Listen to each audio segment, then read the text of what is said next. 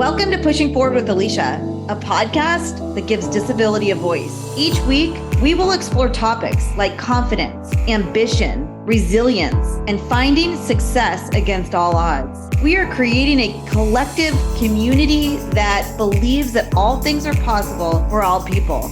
Open hearts, clear paths, let's go. Welcome back to Pushing Forward with Alycia. I'm Alycia Anderson. It is National Disability Employment Awareness Month. And man, have we had a month. This is where mine and Marty's business began so many years ago when we started doing advocacy work for disability inclusion in the workplace. We are changing it up a little bit today. Marty is on. Welcome. Hey, everybody. And I'm going to be handing over the interviewing mic to Marty. He's going to be the interviewer and I am going to be the interviewee. Exciting. Because we're talking about workplace and that is my sweet spot. So handing over the mic, let's do it. I'd like to first start off with a question for our interviewee, Miss Alycia Anderson. What does employment mean to you? Employment means to me, when I was growing up, my dad would tell my sisters and my brother and I a lot. You need a reason to get out of bed every day. And for him, that meant going into his office and working hard. And so from a very young age, that's what we did too. We always went into work. And so it was embedded in me at a young age. That was one of the motivators of my life, no matter I had a disability or not. And so working really started from a young age all the way into, now we've got our own business and we're entrepreneurs and traveling all over the place. So the beginning of it was just kind of the philosophy of, you got to have a reason to get out of bed every single day. And I love that. That's amazing. Your dear Papa, we miss him very much. And he did so much to set some foundational lessons for you. And I think that was a tremendous one. So before we dive in to some more interview questions, I kind of want to frame the month's topic of NDEAM for our listeners. I want to share a quick look at what the current state of disability in the United States looks like as far as employment for people with disabilities. And as of February 23rd, 2023, the U.S. Department of Labor's Bureau of Labor Statistics let out a report, and it was titled Persons with a Disability, Labor Force Characteristics in 2022, where it outlines that there are 264 million non-institutionalized Americans in the United States over the age of 16. And out of that, there are approximately 231 million people living in the United States without disabilities, and nearly 157 million of those 231 million, or almost 68% of those, are people that are considered a part of the civilian labor force. There are nearly 33 million people living in the United States with a disability. And out of those 33 million, there are about 7.5 million who are actively looking to be a part of the labor force. Of the nearly 7 million Americans with disabilities working in the United States, 30% of them are only working part-time. 8.2% of people with disabilities compared to 3.5% of their able-bodied counterparts were unemployed. Now, this same report stated that workers with disabilities were less likely to have completed a bachelor's degree or higher, were more likely to work in service occupations, more likely to work in production, transportation, and material moving positions, less likely to have private wage or salary positions, and less likely to work in management, professional, and related occupations. Now, there is some positive news out of this report. Over 900,000 more Americans with disabilities joined the labor force from 2021 to 2022.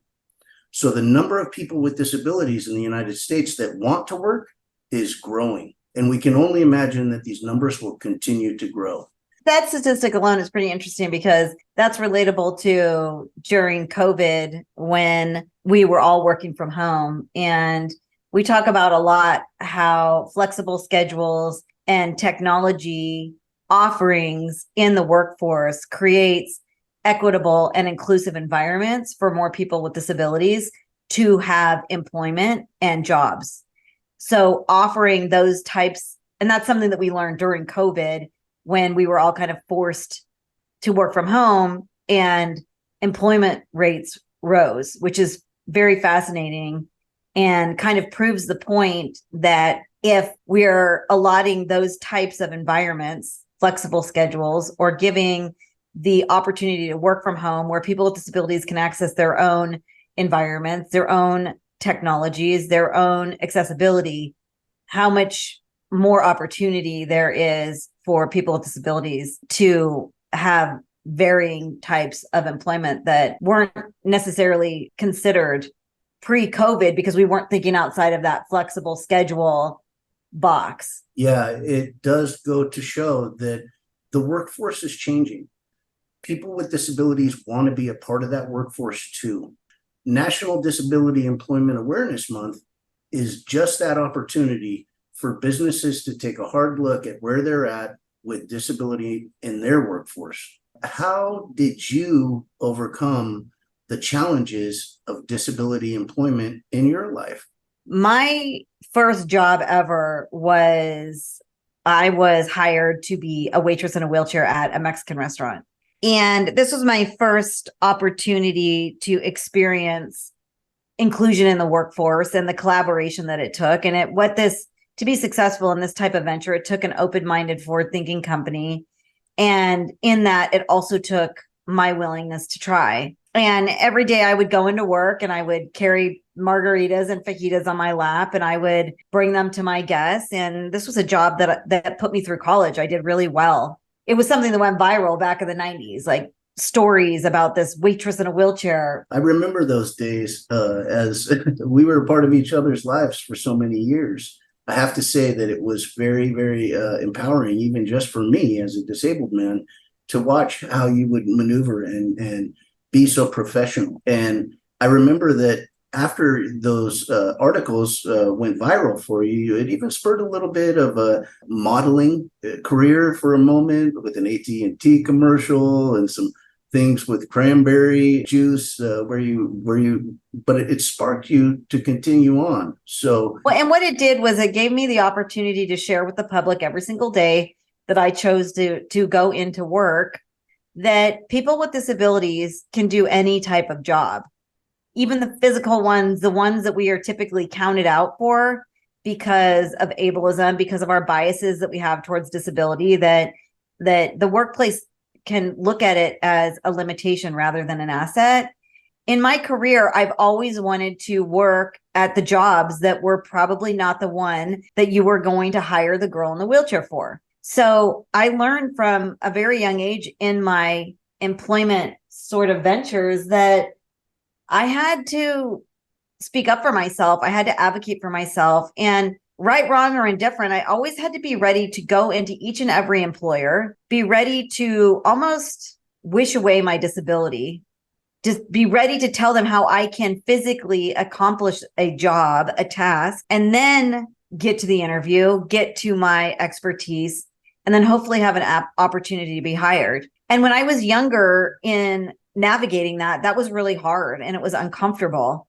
Looking back, I wish I would have been a little braver in using my words and my advocacy to ask for more accommodations and the things that I needed to make those experiences a little bit easier. It's interesting that you say that because I remember this strong young lady who was just tackling the world in all that she wanted to do. And you use this to leverage yourself to get that bachelor's degree at Chico State. And then from there, the world really opened up for you, and you went on for your master's in Leuven, and you worked over there as well. Tell us a little bit about that.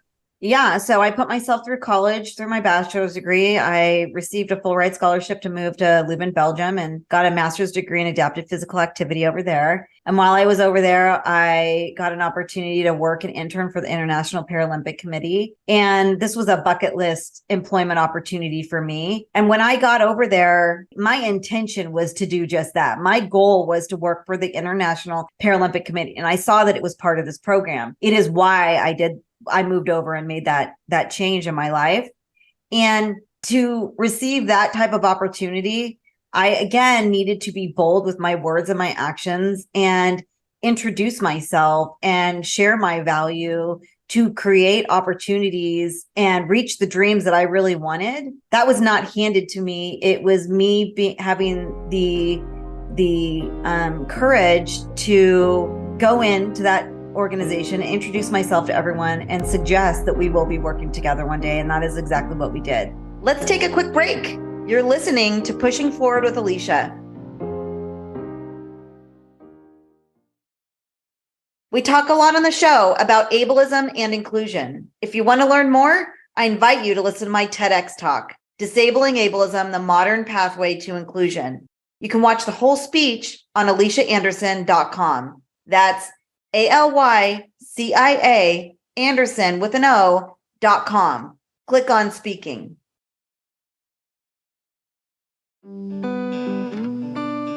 Welcome back to Pushing Forward with Alycia. I'm Alycia Anderson. It is National Disability Employment Awareness Month. We are changing it up a little bit today, and I'm handing over the interviewing mic to Marty. He's going to be the interviewer, and I am going to be the interviewee. You came back from your master's degree now in adapted physical education, and you got back to the United States, and tell me about what happened. I mean, I got back to the United States off of this couple year stint with the Paralympics and receiving my master's, and I was high on life, and I thought I was going to get any type of job that I wanted in disability sports.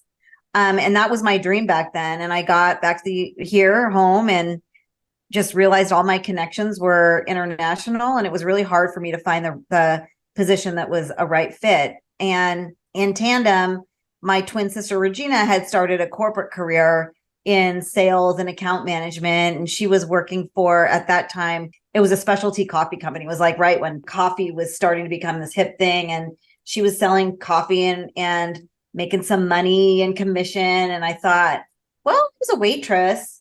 Maybe I can do that while I'm looking for a job in disability sports science. She advocated for me to have a position there because it was, again, a very physical job. It was a lot of travel, a lot of physical navigation. I mean, I would call Marty in to work with me because I'd have to set up these huge coffee sets. I'd go into like universities and sell coffee programs and have to set up the breweries and the marketing. And it was big 6-foot boxes. And at that point, I never wanted to tell my boss that I couldn't do anything, and not something that I suggest to any of our listeners today. But at that stage in my life, I was somewhat insecure with my disability. And so I would lean into the people that I could trust the most, which was you, Marty. And I would call Marty and say like, hey, you got to meet me over at this location. I've got a 6-foot box. I can't do this. That job at Java City really, and your experience at the Paralympic Committee began to open your eyes to this corporate world of professionalism, and it must have spurred some more dreams and desires into you. So we ended up deciding to get married, and then we had another exciting choice, right? You were offered another position and another career move. What Java City helped me realize was I was really good at two things. I was good at disability sports and being in that space and that industry, but I was also really good at sales. And I learned that from being a waitress, and it translated into account management. And I was one of the top of the team. And so I started doing really well in my career. And yeah, the next opportunity that came to me was working for another company that was in Silicon Valley. It was a technology company, a startup. And I got into technology real estate sales. And that's really where my career started to really flourish as a businesswoman. And we, like you just said, we had the opportunity to move up from Southern California to Northern California. And that's really where I honed in my craft. and learned to be strong in sales and business. But there was a lot of obstacles. There was a lot of discrimination. I was excused out of properties because they'd been sued by ADA. I had meetings in grass. There was times when I was fully invited in every way and things were accessible. And there was times when I was invited out simply for being me. And that was my reality in my career, is navigating discrimination and navigating ableism in the workplace, and constantly having to pitch myself and show my value and my abilities when on the surface level, it might not have looked that way to my company or my clients initially. You tried to just be the best that you possibly could. And then I started realizing that you were really becoming a change maker at your work, making your clients think in different ways. The experience that you bring with your disability and having to think of all the intangibles to solve problems was translating into all of the work that you were doing. But then another opportunity came your way. An opportunity came my way to work for another startup, which is the space that I really like to be in from a technology perspective. And it was a scary move to go from a job that I'd been at for a very long time, established. I felt comfortable with where I was with my disability and accessibility, and I was accepted. To go to a new environment was scary. I was really afraid to make that move, but you encouraged me to go to the interview and go explore the idea.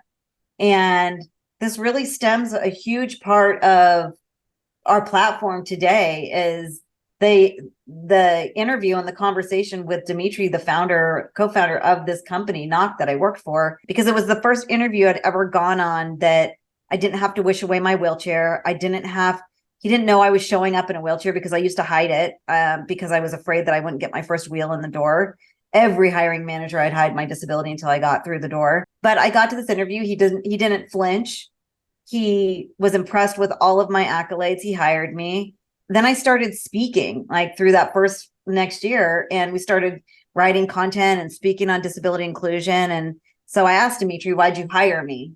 You didn't know I was going to be in a wheelchair or have a disability. And he listed off things that were related to my experience. And then he said something really interesting. He said that he knew I had to be a proficient planner. He knows that I have to plan and pre-plan and plan some more to do the same exact job that he would hire somebody else for. And he knew that proficiency around planning would translate to my work. And this was such an important moment in my entire career because it shifted my perspective. And he not only looked beyond my disability, but he knew that it was core to the qualities that made me uniquely qualified over other candidates, and that my disability was core to me and to who I am. And this is where we're taking the diversity and inclusion and accessibility and disability inclusion conversation in the workforce today, in DEI movements, in accessibility advocacy movements, that our differences are powerful. Our differences are leverageable. Our differences are assets rather than traditional limitations. We're in this beautiful space where we're looking at that from a corporate perspective. And that's what we're advocating for loudly now today in our business, which is to include disability in that diversity and inclusion conversation, because it transcends and crosses all other lines of that conversation. And it is so powerful. Alycia, it is powerful. And I want to give you kudos like I do every day on just how amazed I am by your fortitude to continue to drive on. And what we really want to do here is encourage our listeners that it is possible.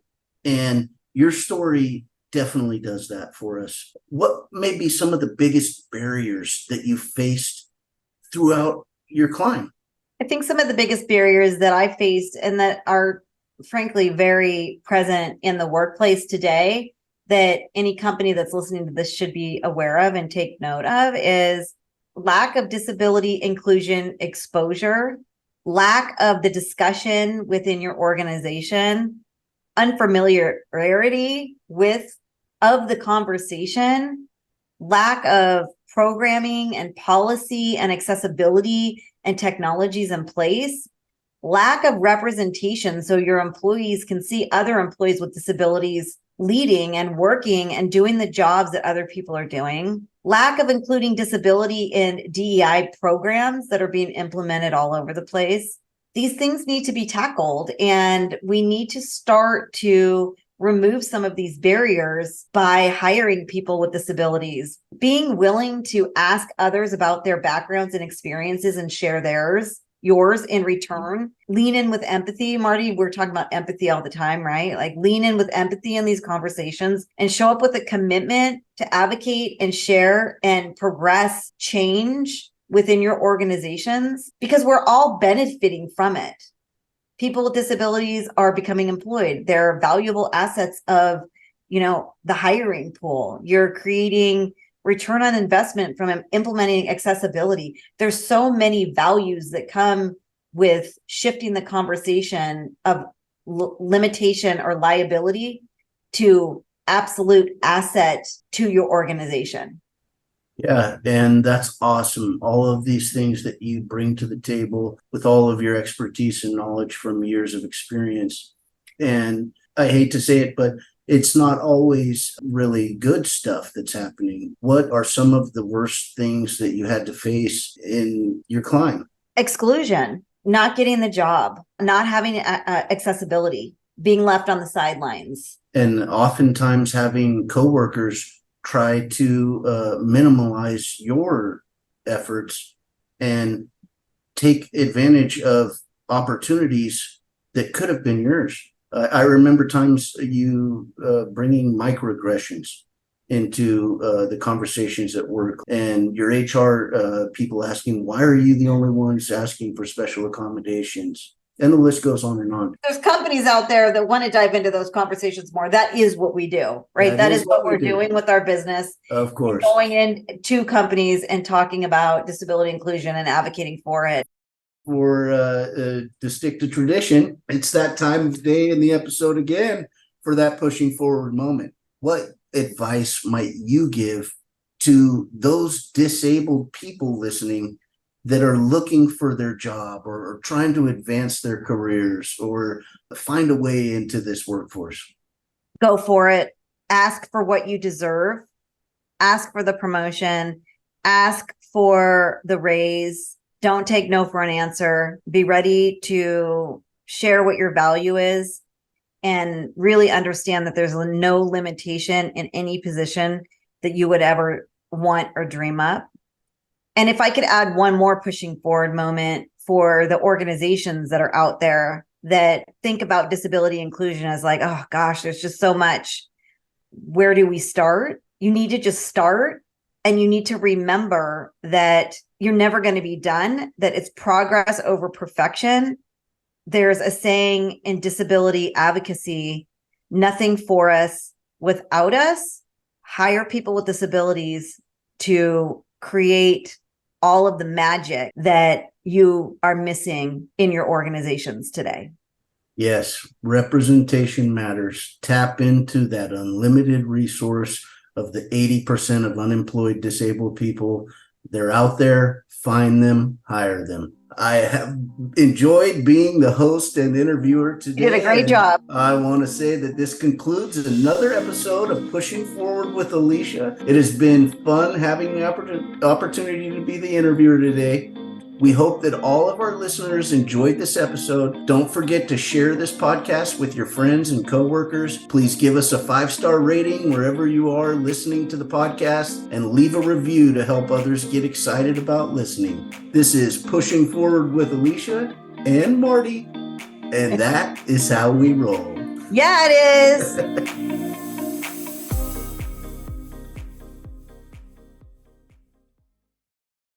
If you're an employer who would like to learn more about disability inclusion in the workplace, lessons on ableism, and how accessibility can drive innovation in your company, please check out my micro training series at AlyciaAnderson.com. That's ALYCIA Anderson with an O.com. Click on micro learning.